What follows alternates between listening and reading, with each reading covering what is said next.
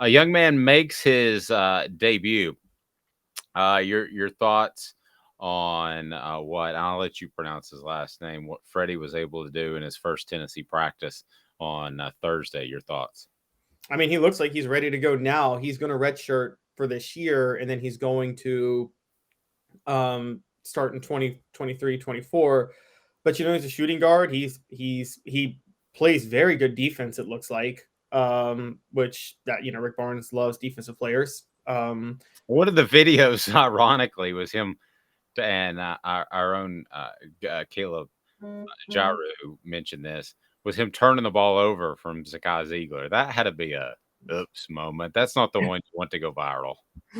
Yeah, it I guess it fuels your feelings, Dave, that Sakai is one of those frustrating players, but he's who Zakai Ziegler is like? He's like Manu Ginobili, where Manu, if you remember, was like you wanted to, if you were a Spurs fan or if you picked the Spurs to win, which I did a lot of times, you had moments where you were just like, get him off the court, just stop. He's horrible. But then he's got a game in the playoffs where you're like, I want to buy him dinner afterward because he balls out and saves you.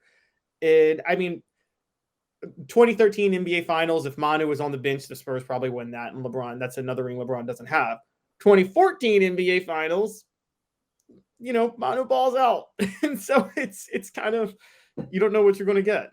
I don't have anything personal against Zakai Ziegler, and I root for most all college athletes to be the best they can be, but I can't stand watching that dude play. I'm just gonna be. Am I alone on that message board? People, hit the like button and let me know what you think, because Bull in China shop. Bullet. Oh, that's a good one, and so incredibly inconsistent. I mean, not just inconsistent from game to game, but half to half. I feel like if they split it into quarters, it'd be quarter to quarter. I mean, it just to me, and like on the verge of out of control at all times. Ron Slay, I mentioned Tony Harris's name. He agreed with me. Tony Harris was a guy out there, you had no idea what you were going to get on a particular night or afternoon on the weekend. You had zero idea. Yeah, Tony, I always get mixed on my feelings on Tony Harris because I know there's a lot of criticism of those Tennessee teams as underachieving. And I think Tony Harris really took the brunt of the blame for that 2001 team, the biggest. But I think so much of that was horrible coaching by Jerry Green at the same time. And I think one of my favorite, can I tell you one of my favorite stories about Jerry Green? So can I tell you that I forgot to turn my phone off? One of my favorite stories about Jerry Green is this is right before the NCAA tournament. And this is so like the NCAA tournament game was like on a Friday, okay, the opening round. And so you've really got 3 days to practice because so on a Friday game, yeah, but they would do the press conferences on Thursday. So you've got 3 days to practice once you know your opponent. And I'm not going to mention this reporter, but he's very esteemed, and you read him a lot, and he's one of the most talented writers, I believe, that has ever worked in East Tennessee. And so Jerry Green goes out there, and it's like he just didn't have time to put a plan together. And he goes, all right. And I do a pretty good Jerry Green impression. We're just going to do 2 hours of street ball. And that was the preparation on a Monday before the NCAA tournament. And they did.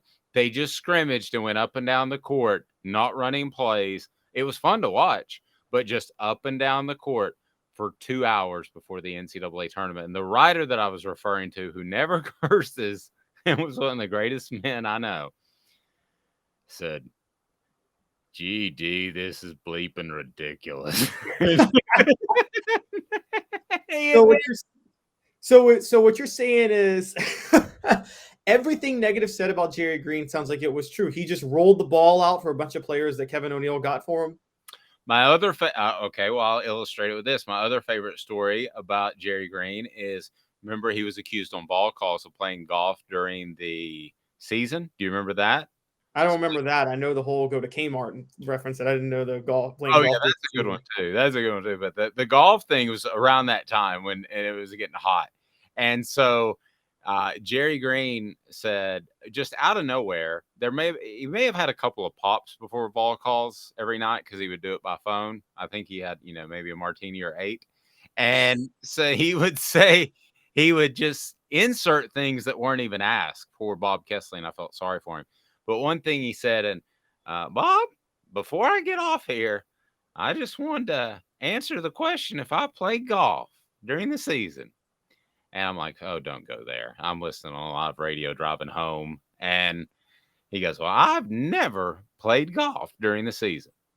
Kid you not. The next week, Chris Lowe and I were having a discussion after covering practice about something else now with ESPN. We were in a different hallway at Thompson Bowling Arena. So we had a discussion for about 30 minutes. So at that point, all the reporters were gone. At least that's what Jerry Green thought. He walks away from practice, out of Thompson Bowling Arena with a golf bag on his arm as Chris and I went out the other way, and we saw him, and he looked like Santa Claus had been caught on Christmas Eve. That is, I will put my hand on a Bible. That is a true story. He left practice with a golf bag on his shoulder while they were practicing inside, heading out the door. Oh my gosh. Well, if he was a brilliant tactician, you could forgive him, because I know stories that Steve Spurrier would actually say, guys, let's wrap up practice so I can go golfing, when he was in the NFL every now and then. But Steve Spurrier was such a great game planner, he really didn't mind.